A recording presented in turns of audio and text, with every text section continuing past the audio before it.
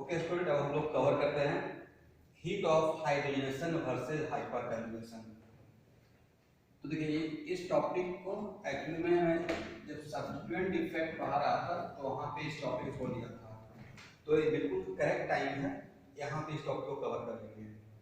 तो जैसे रेजोनेंस के प्रोसेस में some amount of energy release होता है जिसका नाम रेजोनेंस एनर्जी है। In similar fashion hyper conjugation का एक और नाम है नो बॉन्ड रेजोनेंस। तो हाइपर कंजुगेशन में भी some amount of energy release होता है जिसका नाम है नो बॉन्ड रेजोनेंस एनर्जी। तो just like resonance and heat of hydrogenation, in similar fashion heat of hydrogenation also affected by hyper conjugation. तो यहाँ पे आपको पिछले लेक्चर में आपको मैं बताया था कि हीट ऑफ हाइड्रोजन का magnitude inversely proportional to resonance energy. In similar fashion heat of hydrogen also inversely proportional to no bond resonance energy. और नो बॉन्ड रेजोनेंस एनर्जी किस प्रोसेस में रिलीज होगा? एक प्रोसेस रहेगा हाइपर कंजुगेशन। लेकिन यहाँ पे फिर से स्टूडेंट को एक बार रिमाइंड कर रहा हूँ कि आपको चाहे कॉन्सेप्ट ए हो या बी हो, ये दोनों को अगर आप अप्लाई करते हैं तो इन दोनों को अप्लाई करते हैं तो इस बात का ख्याल रखिएगा कि number of hydrogen atom added same रहेगा, तभी एक कॉन्सेप्ट आपके लिए बेनिफिशियल रहेगा। अदरवाइज जहां पे नंबर ऑफ हाइड्रोजन ज्यादा रहेगा उस केस में सबसे पहले हम लोग डिफरेंस देंगे कि इसमें नंबर ऑफ हाइड्रोजन एटम ज्यादा ऐड हुआ, इसमें कम ऐड हुआ।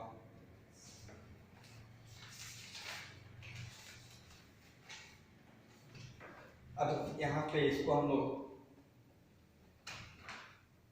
देखिए, आपको जब सब्स्टिट्यूएंट इफेक्ट पढ़ा रहे थे तो वहां पे नो बॉन्ड रेजोनेंस एनर्जी बताए थे।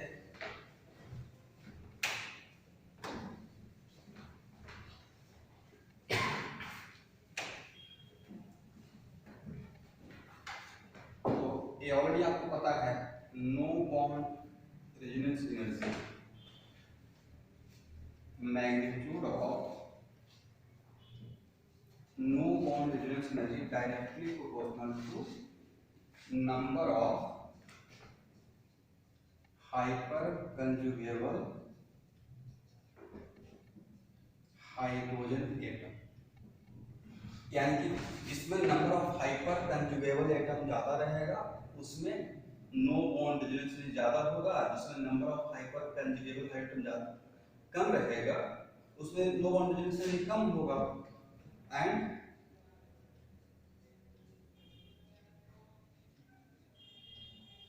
hydrogenation inversely proportional to what? Magnitude of no bond resonance energy। तो अगर इन दोनों को अगर एक साथ अगर मिला देते हैं, फर्स्ट और सेकंड को अगर एक साथ कंबाइन करते हैं तो फर्स्ट और सेकंड को एक साथ कंबाइन होने से आप ये बोल सकते हैं delta hydrogenation also inversely proportional to number of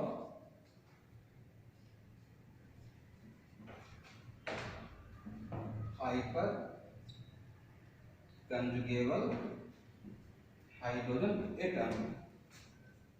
ये मैं बोल रहा हूं फ्रॉम फर्स्ट एंड सेकंड। तो फर्स्ट और सेकंड को मिलाने से हम लोग यहाँ तक कंक्लूजन पे आएंगे। तो यहाँ पे इन सिमिलर जैसे फिर से one time again magnitude of no bond resonance energy directly proportional to number of hyper कंजुगेबल hydrogen atom और हीट ऑफ हाइड्रोजनेशन का magnitude inversely proportional to magnitude of no bond resonance energy. तो first और second को एक साथ आप देखते हैं तो यहाँ से we can say that heat of magnitude of heat of hydrogen inversely proportional to number of hyper conjugable hydrogen atom। अगर इस एग्जांपल पे हम लोग कॉन्सेंट्रेट करते हैं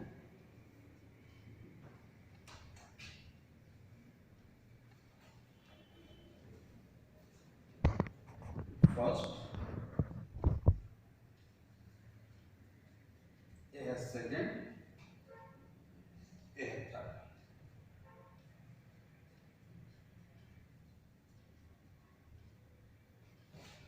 अब देखिए इसमें how many number of hyper कंजुगेबल, तो यहाँ पे है 4 हाइपर कंजुगेबल हाइड्रोजन एटम, इसमें है 2 2 4 3 7 हाइपर कंजुगेबल एटम, इसमें है 2 2 4 3 7 3 10, इसमें है 10 हाइपर कंजुगेबल एटम, और इन सब में नंबर ऑफ डबल बॉन्ड एक है, सब में सेम है, 1 double bond 1 double bond 1 double bond. इसका मतलब है कि फर्स्ट सेकंड और थर्ड में same number of hydrogen atom add होगा, लेकिन इस अब इन तीनों में number of hydrogen atom added same है, तो ऑब्वियसली जिसमें नंबर ऑफ हाइपर कंजुगेबल ज्यादा रहेगा उसमें नो बॉन्ड डिस्टेंस ज्यादा रहेगा, तो उसमें heat of hydrogen by applying this concept या दिस कॉन्सेप्ट उसमें हीट ऑफ हाइड्रोजन कम हो जाएगा, तो सबसे कम हीट ऑफ हाइड्रोजन थर्ड में रहेगा और सबसे ज्यादा रहेगा फर्स्ट में, तो ऑर्डर हो जाएगा हीट ऑफ हाइड्रोजन का first greater than second greater than third, this is the order of heat of hydrogen. और इसका हम लोग आंसर ये हो गया order of heat of hydrogenation. But इस ऑर्डर को किस कॉन्सेप्ट को अप्लाई करके हम लोग आंसर दिए, तो इसको हम लोग अप्लाई किए हाइपर कंजुगेशन का प्रोसेस से। इसका मतलब हम लोग का टॉपिक वही था, heat of hydrogen versus hyper conjugation.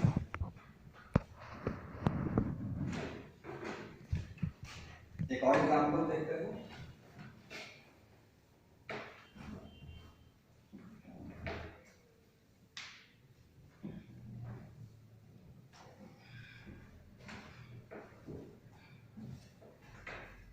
देखिए नेक्स्ट एग्जांपल लेते हैं, CH3CH double bond CH2 CH3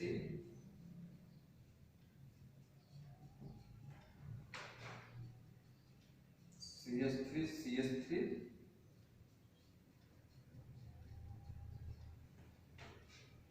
first second third CH3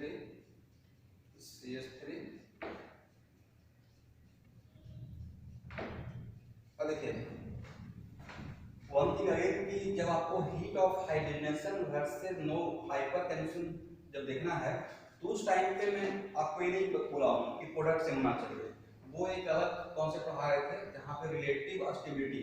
अभी हम लोग इन सब के बीच में ये नहीं कंपेयर कर रहे हैं कि कौन ज्यादा अच्छा है कौन कम से बड़ा है, अभी इन सब के बीच में हम लोग कंपेयर ये कर रहे हैं कि हीट ऑफ हाइड्रोजनेशन किसमें ज्यादा होगा किसमें कम होगा। तो हीट ऑफ हाइड्रोजन के लिए हम लोग नंबर ऑफ हाइड्रोजन एडेड देखते हैं, तो इसमें कितना नंबर ऑफ हाइड्रोजन ऐड हो रहा है, दो, इसमें दो ऐड हो रहा है, तो एक ही पाई एक 1 पाई बॉन्ड यहाँ पे है, 1 पाई बॉन्ड यहाँ पे, 1 पाई बॉन्ड यहाँ पे, 1 पाई बॉन्ड यहाँ पे है, तो सब में एक चीज कॉमन है, number of hydrogen added are same, लेकिन इसमें how many number of hyper कंजुगेबल 12, 3 3 6 3 9 12, इसमें हो गया 9 हाइपर कंजुगेबल, इसमें हो गया 6 हाइपर कंजुगेबल, और इसमें हो गया 3 हाइपर कंजुगेबल। और चाहेंगे तो आप इसका एक और कॉन्सेप्ट इसमें ले सकते थे, CH2 डबल बॉन्ड CH2, इसमें 0 हाइपर कंजुगेबल, ये हो गया मेरा फिफ्थ। तो अगर हम लोग order of heat of hydrogenation का बात करेंगे, तो सबसे ज्यादा हीट ऑफ हाइड्रोजन फिफ्थ में होना चाहिए, because there is no nonhomogeneous energy. उसके बाद होना चाहिए फर्स्ट में 3 है, इसमें सबसे कम नॉन-होमोजेनियस एनर्जी रिलीज करेगा, उसके बाद होना चाहिए सेकंड में, उसके बाद होना चाहिए थर्ड में, और सबसे कम किसका रहेगा फोर्थ में। तो this is the order of what, this is the order of magnitude of heat of hydrogenation. और सब में कॉमन पॉइंट था कि सब में same number of hydrogen add हो रहा था। तो एक एग्जांपल ये हो गया आप लोग के लिए, एक और एग्जांपल देखते हैं।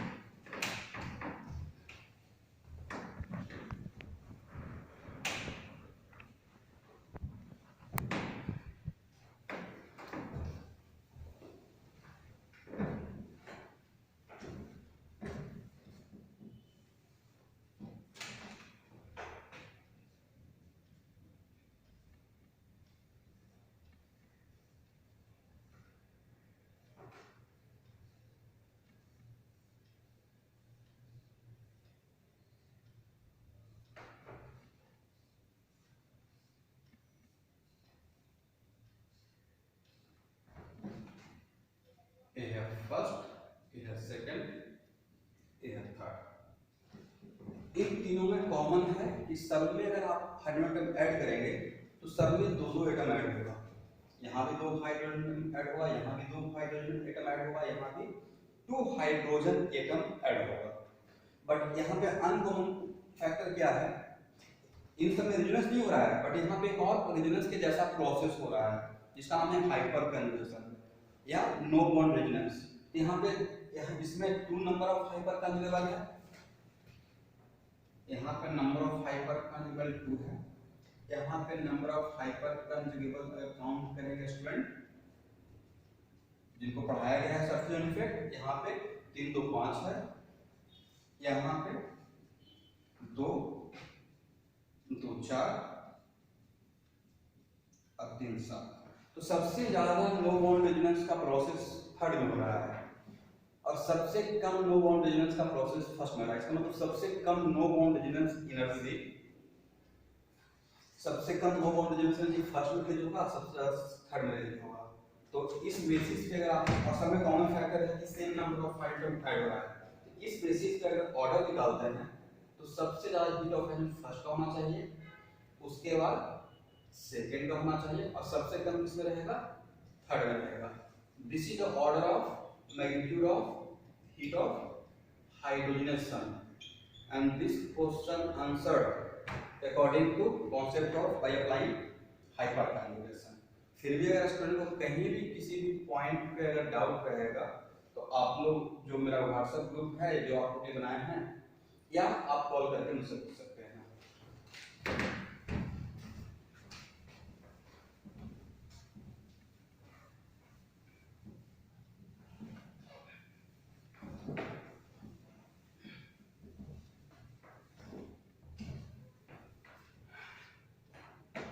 चलिए अब इस कॉन्सेप्ट पे आप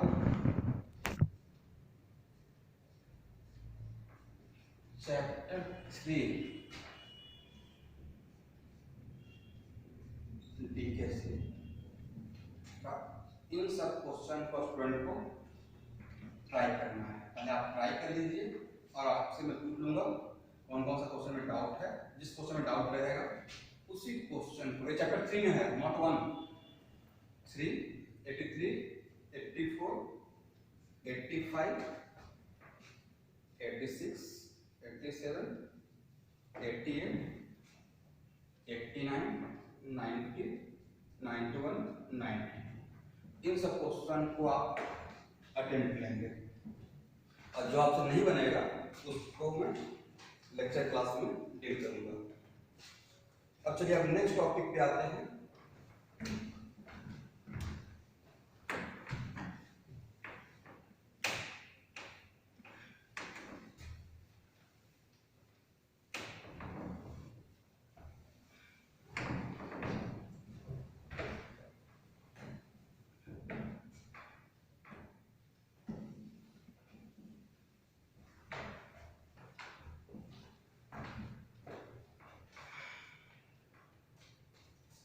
नेक्स्ट टॉपिक है calculation of resonance energy with the help of heat of hydrogenation.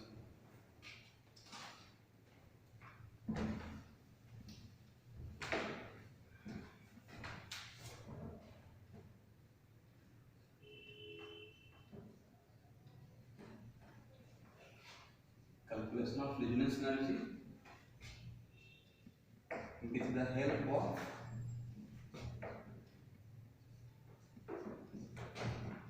hydrogenation।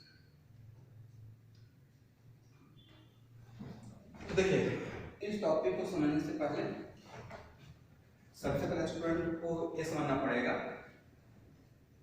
कि सपोज कीजिए कि मैं आपको ये पूछा कि देखिए CH2 डबल बॉन्ड CH2 ये 1 डबल बॉन्ड है, तो अगर आपसे पूछा जाएगा कि this double bond is mono substituted, di substituted, tri substituted, tetra substituted या जीरो सब्स्टिट्यूटेड, तो पहले भी आप क्लास में पढ़ा चुके हैं कि जब हम लोग किसी भी डबल बॉन्डेड कार्बन के बीच में सब्स्टिट्यूशन देखते हैं तो देखिए ये दोनों कार्बन के जो 1 डबल बॉन्ड है तो यहाँ पे 2 हाइड्रोजन, यहाँ पे 2 हाइड्रोजन है और यहाँ इन दोनों कार्बन पे कोई और ग्रुप नहीं लगा हुआ है, तो दिस डबल बॉन्ड इज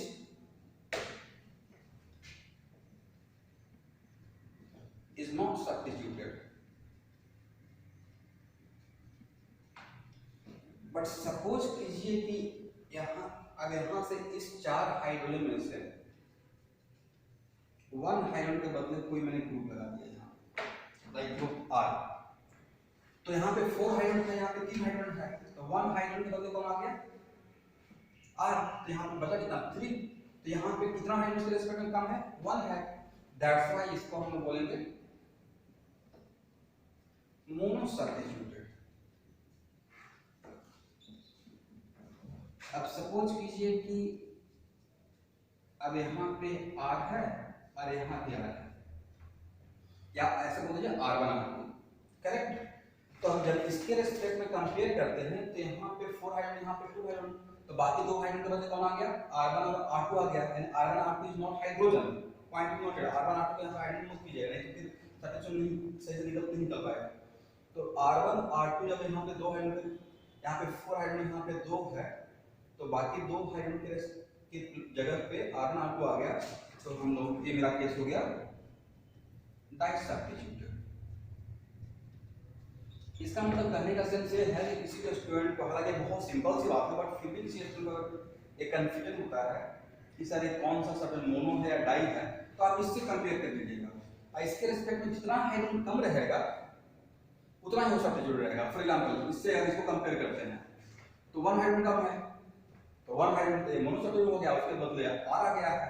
इससे अगर इसे कंपेयर करते हैं तो यहाँ पे 2 हाइड्रोजन कम है, यहाँ पे 4 है, यहाँ पे 2 ही है, तो 2 हाइड्रोजन के रिस्पेक्ट, इसके रिस्पेक्ट में यहाँ पे 2 हाइड्रोजन कम है, तो कम 2 किस उस 2 हाइड्रोजन के बदले कौन आ गया R1 और R2 आ गया है, ये डाइसब्स्टिट्यूट हो गया।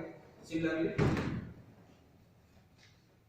सपोज कीजिए कि हो गया R1 R2 और R3, तो इसको हम अगर पूछेंगे तो यहाँ पे 4 हाइड्रोजन ना हो के यहाँ पे इन दोनों डबल बॉन्ड एक कार्बन मिला के एक 1 हाइड्रोजन ही है, तो जब यहाँ पे और बाकी 3 हाइड्रोजन के बदले 3 अलग अलग ग्रुप आ गया, R1 है R2 है और 3 है, ये हो गया ट्राइसब्स्टिट्यूटेड।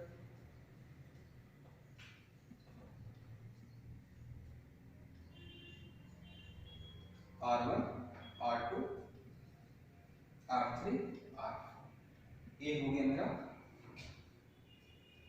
टेट्रासब्स्टिट्यूट। तो इस तरीके से एक बार आपने रिमाइंड कर दिया कि how can we find out the substitution of double bond. तो ये है जीरो सब्स्टिट्यूट, मतलब यहाँ पे कोई सब्स्टिट्यूट नहीं है, ये है मोनो सब्स्टिट्यूटेड, ये है डाई सब्स्टिट्यूटेड, ये है ट्राई सब्स्टिट्यूटेड, ये है टेट्रा सब्स्टिट्यूटेड।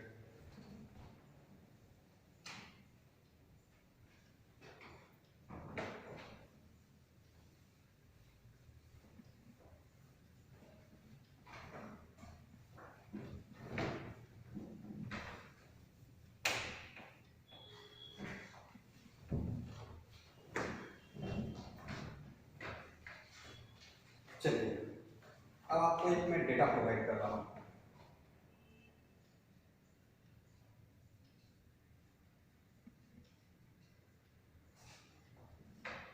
देखिए ये है मोनो सब्स्टिट्यूटेड और ये delta H expected -30 kilo calorie per मोल, करेक्ट। और सपोज कीजिए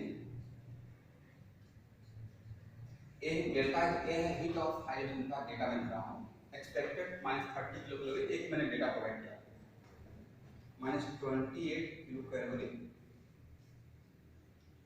पर मोल।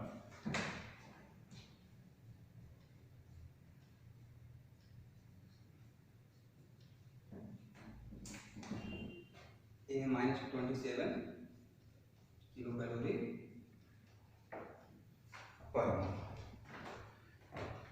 तो यहाँ पे ये जो मैं आपको डेटा प्रोवाइड कर रहा हूँ, तो स्टूडेंट को समझना पड़ेगा कि ये डेटा जो -30 किलो कैलोरी पर मोल सर जो दे रहे हैं हीट ऑफ हाइड्रोजन का एक्सपेक्टेड का, तो स्टूडेंट का पहला क्वेश्चन रहेगा कि सर इसमें कम क्यों हुआ, इसमें कम रिलीज हो रहा है, इसमें 20 किलो कैलोरी रिलीज हुआ, इसमें 30 किलो। तो उसका मेरा बहुत सिंपल सा आंसर है, अभी जस्ट आपको प्रीवियस लेक्चर में मैं पढ़ाया कि हीट ऑफ हाइड्रोजनेशन और हाइपरकंजन। तो देखिए यहाँ पे डाइसब्स्टिट्यूटेड तो ऑब्वियसली हो सकता है, माइट भी यहाँ पे नंबर ऑफ हाइपरकंजन ज्यादा रहा होगा, इसलिए यहाँ पे रिलीज कम हो रहा है, यहाँ पे नंबर ऑफ हाइपर कंजुगेबल कम है, तो यहाँ पे रिलीज ज्यादा हो रहा है, और यहाँ पे नंबर ऑफ हाइपर कंजुगेबल ज्यादा ट्राई सैचुरेटेड है। तो फिर क्या मूविंग फ्रॉम हियर, ये है मोनो, ये है डाई, ये है ट्राई।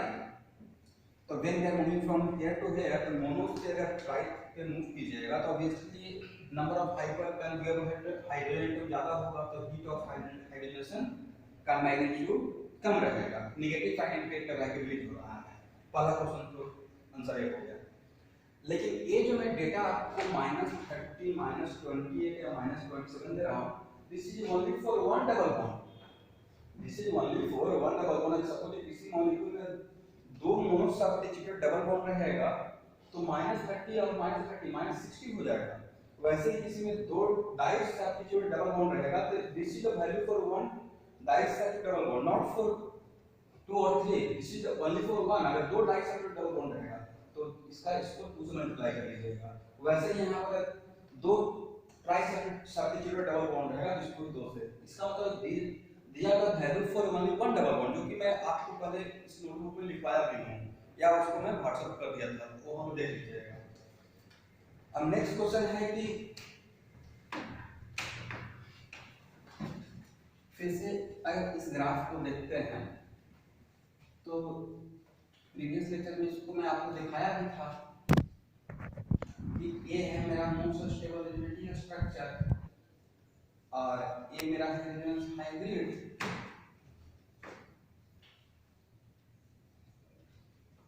और यहाँ से यहाँ Ni3s2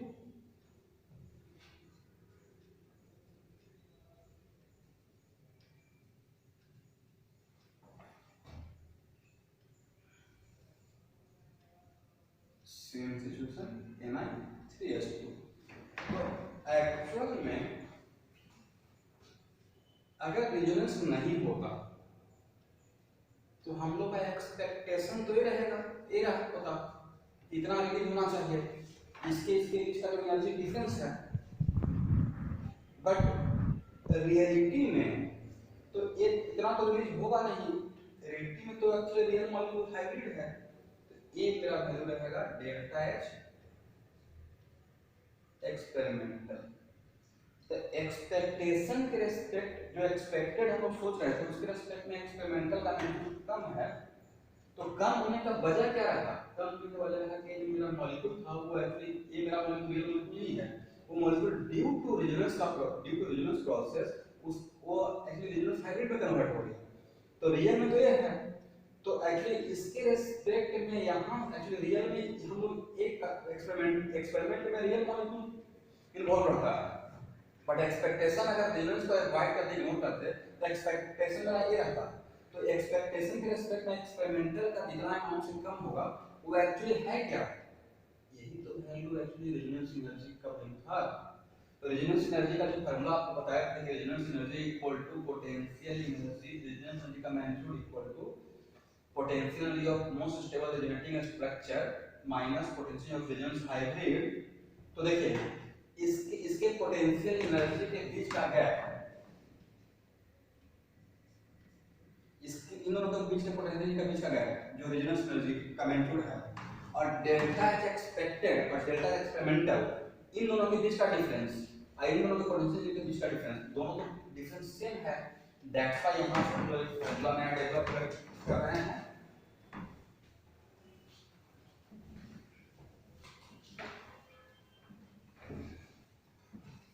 और एक फार्मूला है resonance energy equal to delta H expected minus delta H experimental.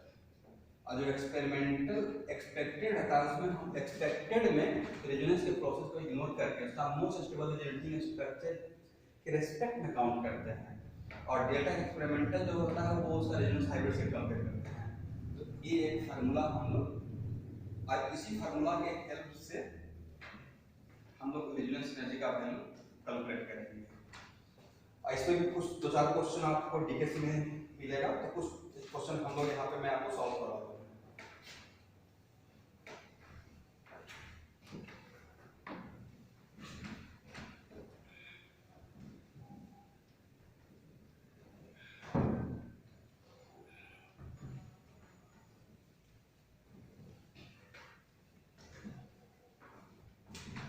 चलिए प्रॉब्लम देखते हैं पहले। ये मेरा problem first, CH2 double bond CH double bond CH2, इसका डेल्टा H एक्सपेरिमेंटल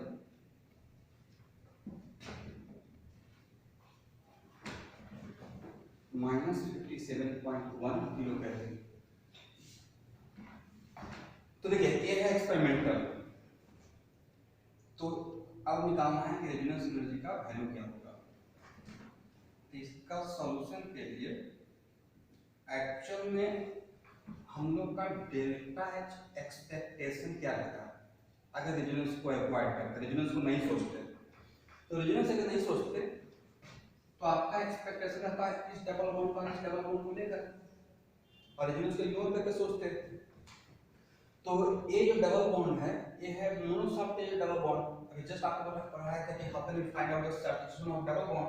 तो देखिए इन दोनों कार्बन को मिलाकर हमने हाइड्रोजन 3, तो इस डबल बॉन्ड के लिए for this double bond this one we have like a group, this one we just have like R, तो ये हो गया मोनोसब्स्टिट्यूटेड। सिमिलरली अगर इस डबल बॉन्ड को कंसीडर करते हैं तो इसके लिए ये this one also we have like a group, तो ये भी हो गया मोनोसब्स्टिट्यूटेड।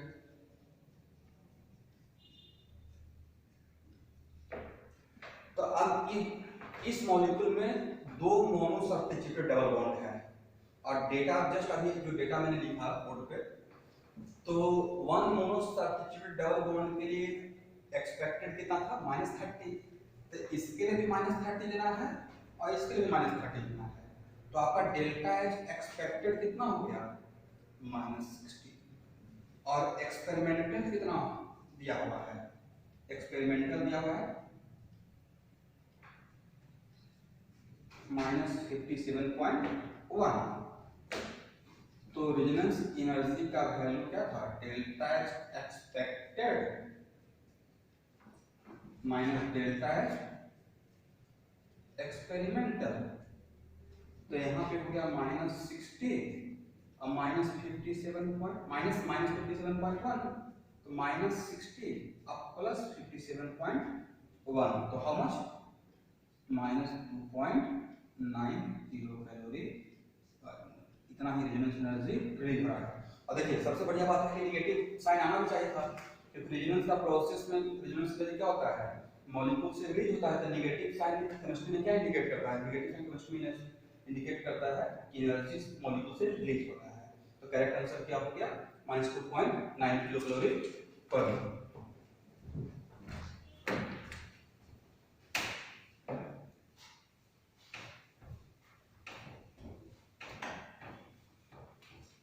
अच्छा सपोज कीजिए कि एग्जाम में एक क्वेश्चन आ गया, तो एग्जाम का डेटा का यूज करेंगे या मेरा डेटा जो मैं नोटबुक लिखता हूं। तो ऑब्वियसली जो एग्जाम में जो डेटा दिया रहेगा ना मोनोसब्स्टिट्यूट का, सपोज कि एग्जाम में मोनोसब्स्टिट्यूट 31 -31 दिया हुआ है और मैं लिखा है नोटबुक -30, तो आप एग्जाम का यूज कीजिएगा, क्योंकि आप उसी के अकॉर्डिंग आंसर में ऑप्शन मिलेगा। ये जस्ट समझाने के आपको मैं दिया हूं, देखिए -30 इसका होता है।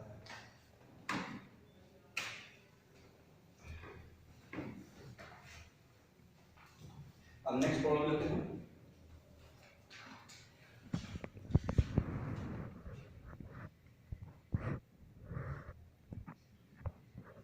CH3 CH double bond CH CH CH, और इसमें डेल्टा H एक्सपेरिमेंटल का वैल्यू दिया हुआ है। समटाइम्स ऐसा हो सकता है कि रेजोनेंस में दिया रहेगा और एक्सपेक्टेड पता रहेगा, अगर एक्सपेरिमेंटल पूछा जाएगा जिसका हम लोग अप्लाई कर लीजिए। यहाँ पे ये सपोज ये दे दिए और ये पता है, तो ये नहीं निकल जाएगा, इसलिए कुछ सॉल्व करेंगे तो निकल जाएगा। इन सिमिलरली यहाँ पे एक्सपेरिमेंटल दिया हुआ है -54 किलो कैलोरी पर मोल। तो इस मॉलिक्यूल में रेजोनेंस एनर्जी क्या होगा। तो सबसे पहले स्टूडेंट को निकालना चाहिए delta H expected with the help of given data. तो डेटा ऑलरेडी मैं लिखवा चुका। तो देखिए एक डबल बॉन्ड मोनोसब्स्टिट्यूटेड है,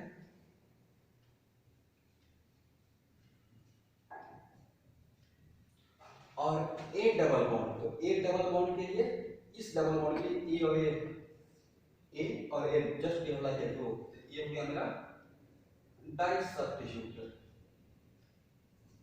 करेक्ट। तो मोनो सब्स्टिट्यूटेड के लिए इसके लिए एक्सपेक्टेशन मेरा -30 का था, एक्सपेक्टेड था, और इसके लिए आपको लिखवा है डेटा में -28, तो -30 और -28 हो गया -58। तो रेजोनेंस एनर्जी क्या हो जाएगा, रेजोनेंस एनर्जी इक्वल टू हो जाएगा -58 और -54, हाउ मच, तो -58 और +54 -4 kilo calorie per mole, this is answer of resonance. एक और प्रॉब्लम लेते हैं।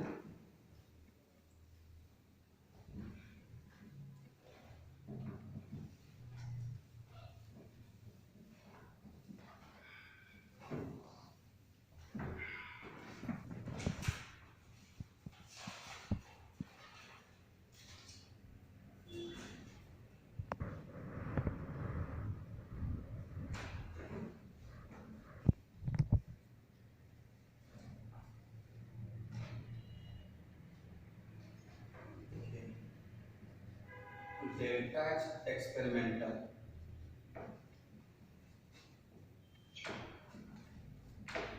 A -49 kilo calorie per mole. और ऐसे भी जहाँ पे मैं आपको एरोमेटिक सिस्टम पढ़ा रहा था, तो इसका रेजोनेंस एनर्जी मोटा मोटी मान चलिए -36 किलो कैलोरी पर मोल आपको एक्वायर मिलता है कहीं पे, और इसमें रेजोनेंस एनर्जी निकालना है। तो सबसे पहले स्टूडेंट को ये समझना पड़ेगा कि इस बेंजीन में हाउ मेनी डबल बॉन्ड, तो 3 डबल बॉन्ड है। अब नेक्स्ट क्वेश्चन है कि 3 डबल बॉन्ड में एक डबल बॉन्ड भी डाई सब्स्टिट्यूटेड, एक डबल बॉन्ड भी डाई सब्स्टिट्यूटेड और एक डबल बॉन्ड भी डाई सब्स्टिट्यूटेड। इस मॉलिक्यूल में how many di substituted double bond, 3, और 1 डाई सब्स्टिट्यूटेड के लिए मैं डेटा प्रोवाइड किया हूं -28 का। हो सकता है एग्जाम में थोड़ा सा -28 से कुछ डिफर भी करेगा, तो जो एग्जाम में डेटा रहेगा डाई सब्स्टिट्यूटेड का वही आपको ले लेना है। ऐसा नहीं कि नहीं राकेश सर जो बोल दिए वो बिल्कुल ब्रह्मास्त्र हो गया, इसी का यूज करना है, ऐसा नहीं है आपको। तो जो आपको एग्जाम में दिया रहेगा उस पर काम कर लेंगे। बट यहाँ पे जो अभी मैं डेटा दिया हूँ, तो यहाँ पे 3 डाइस सब्स्टिट्यूटेड डबल बॉन्ड है, तो एक के लिए तो आप यूज कर रहे थे -28, यहाँ पे हो जाएगा -28 × 3 -84 किलो कैलोरी पर मोल। चलिए, तो रेजोनेंस एनर्जी का वैल्यू क्या हो जाएगा, -84 -49, ये हो गया -84 + 49, तो कितना हो जाएगा -35 किलो कैलोरी पर। ऐसा होता है -36, बट यहाँ पे जो प्रॉब्लम का डेटा था उसके अकॉर्डिंग -35 किलो कैलोरी पर है। अब देखिए इसी कॉन्सेप्ट पे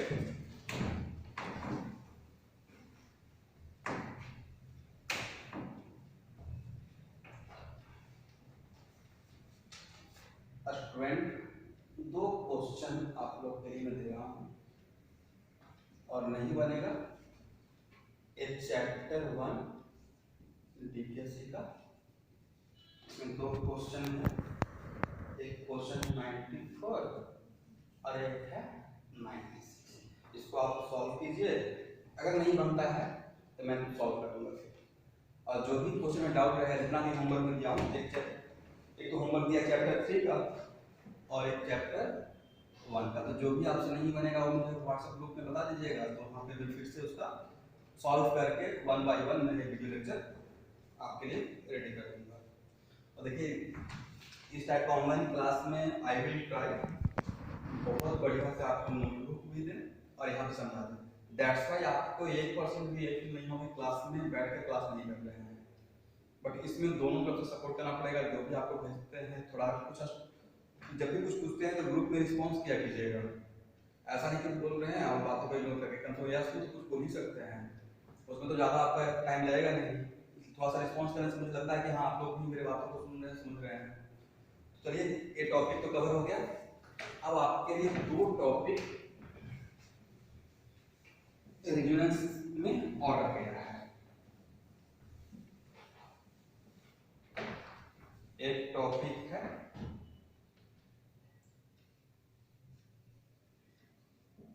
ये जो टॉपिक नेक्स्ट लेक्चर में जो मैं आपको पढ़ाऊंगा,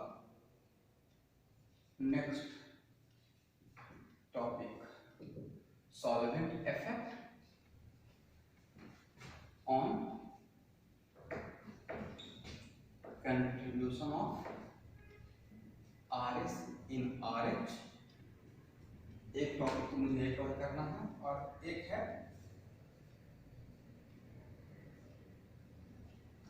रिएक्शन जनरेटिंग एरोमेटिसिटी। अगर ये दो टॉपिक में कवर कर लिया तो हम लोग कंप्लीट रेजोनेंस का टॉपिक को कवर कर लेंगे और फिर डायरेक्ट मैं आपको पढ़ाना फिर शुरू कर दूंगा सब्स्टिट्यूशन इफेक्ट। और सब्स्टिट्यूशन इफेक्ट में हाइपर कंजुगेशन कवर कर चुके हैं, उसमें एक टॉपिक था hyper conjugation versus heat of action, वो आज मैंने कवर कर लिया। और उसके बाद इंडक्टिव इफेक्ट भी मोटा मोटी शायद आई थिंक कि कवर कर लिए हैं, और तब हम लोग पढ़ाना शुरू करेंगे मेसोमेरिक इफेक्ट। अब mesomeric effect just like resonance. तो आज के लिए